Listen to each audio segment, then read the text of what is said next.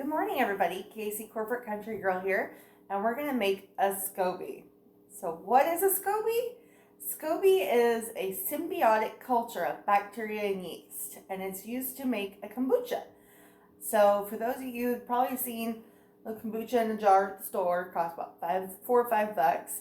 So this is the first step to actually making our own kombucha. You could buy a SCOBY in the store or online somewhere.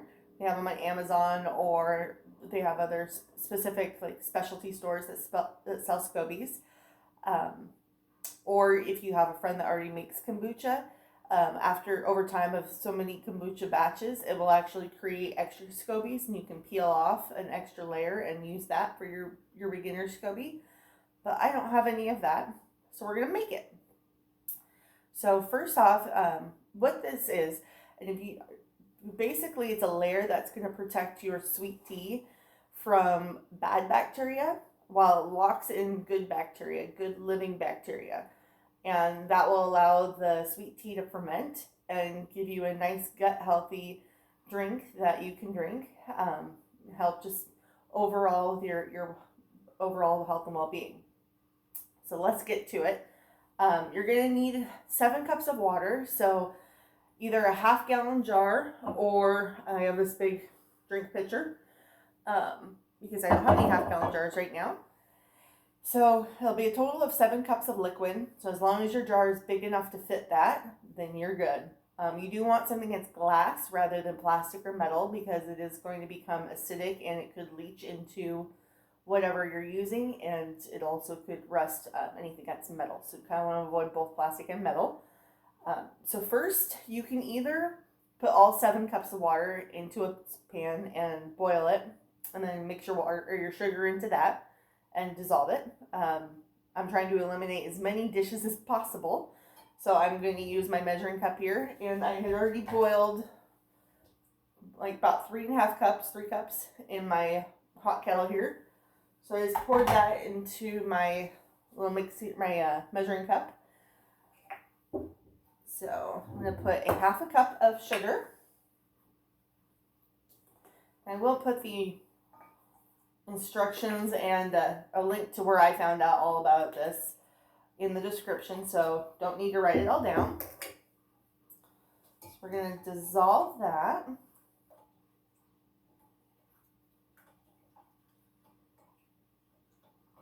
Stir it up.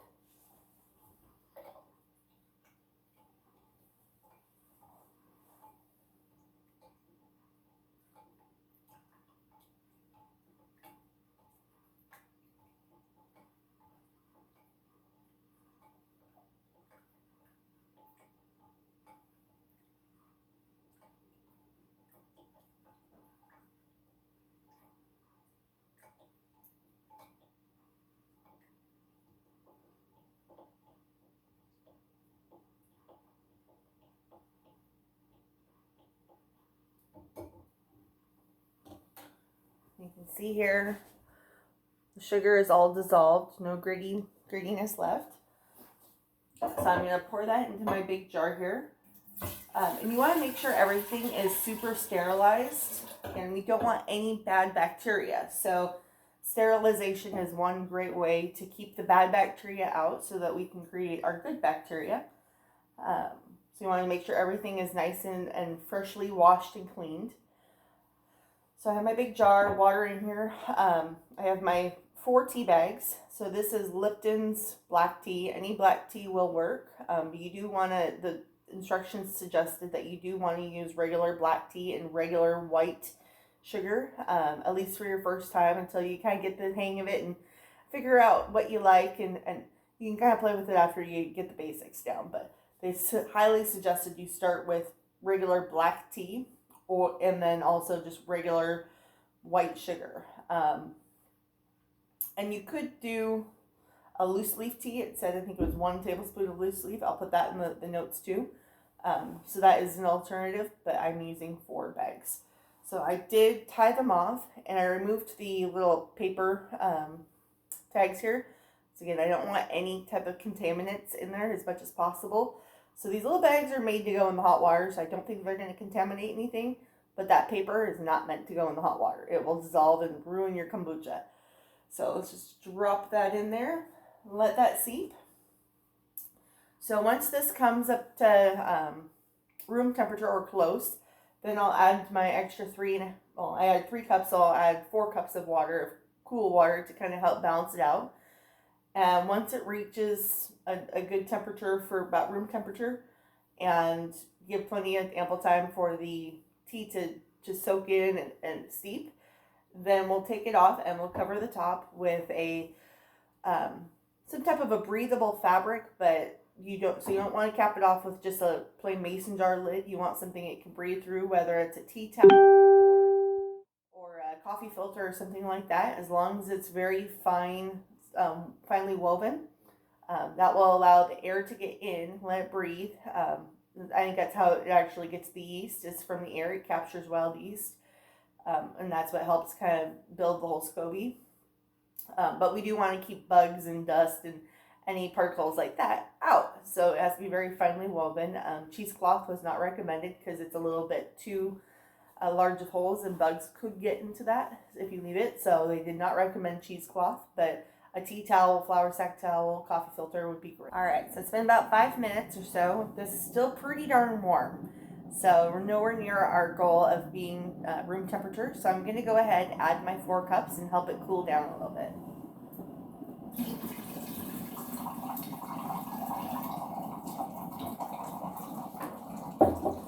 So once that cools down, then we can put the kombucha in. I guess we can talk about that while we're working on it.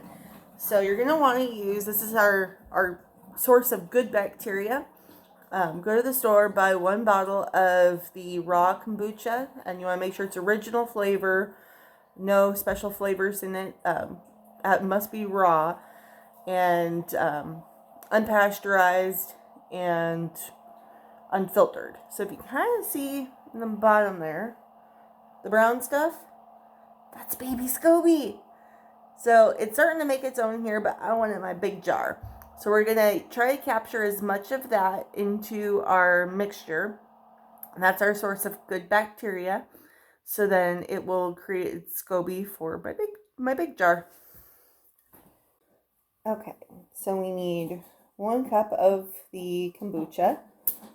And we're going to try to get as much of the SCOBY, the little bottom layer gunk at the bottom, as possible. So hopefully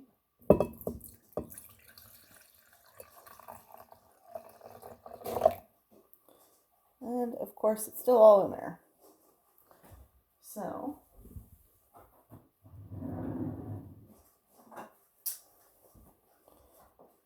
we are going to pour this into a different one. We're going to keep this. So we're just going to put it in my wine glass and keep it pouring.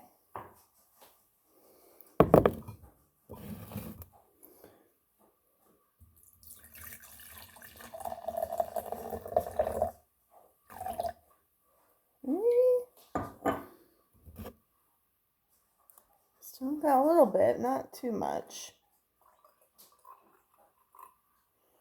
Pour some more out.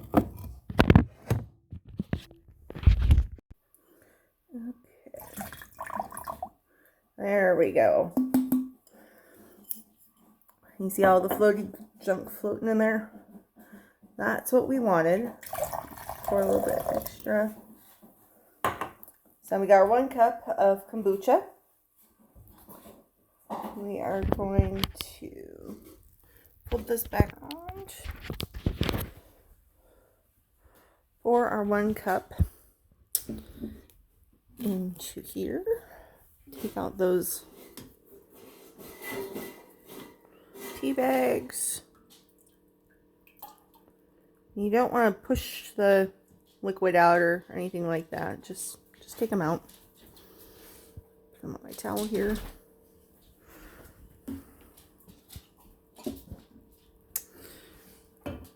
Pour the kombucha in.